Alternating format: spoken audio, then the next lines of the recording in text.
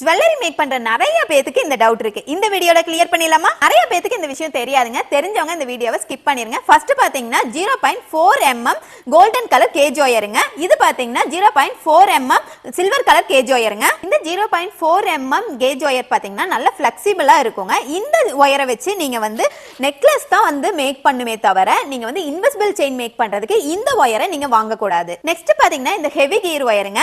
இது பாத்தீங்கன்னா 0.6 mm thickness இருக்கும். இந்த ஹெவி கியர் ஒயர் பாத்தீங்கன்னா நல்ல டெம்பரா இருக்கும். இந்த ஹெவி கியர் ஒயர் வச்சு தான் நீங்க எப்பவுமே இன்விசிபிள் செயின் வந்து மேக் பண்ணணுங்க. ஏன் சொல்றேன்னு பாத்தீங்கன்னா இது டெம்பரா இருக்கிறதுனால மட்டும் தான் நம்ம இன்விசிபிள் செயின் மேக் பண்ணோம்னா இந்த மாதிரி டெம்பரா இருக்கும். அப்பதான் நம்ம கழுத்துல போட்டு யூஸ் பண்ணும்போது எந்த விதமான மடக்கமும் வரவே வராது. அதனால தான் நம்ம இன்விசிபிள் செயின் யூஸ் பண்றதுக்கு இந்த ஹெவி கியர் ஒயர் வந்து நம்ம யூஸ் பண்றோங்க.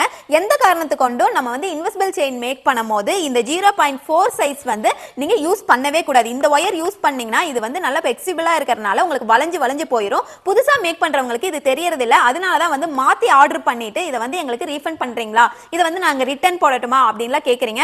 அப்படி நீங்க ரிட்டர்ன் போடுறதுனால உங்களுக்கு கொரியர் சார்ஜ் வந்து வேஸ்ட் ஆயிரும், எனக்கும் வந்து கொரியர் சார்ஜ் வேஸ்ட் ஆயிரும். அதுக்காக தான் நான் இந்த வீடியோவை அப்டேட் பண்றேங்க. சோ இப்போ உங்களுக்கு கிளியர் ஆயிருக்கும்னு நினைக்கிறேங்க. இனிமேல் உங்களுக்கு ஆர்டர் பிளேஸ் பண்றதுல எந்த விதமான டவுட்டும் வராதுன்னு நினைக்கிறேன். நெக்ஸ்ட் வீடியோல பார்க்கலாமா? Bye friends.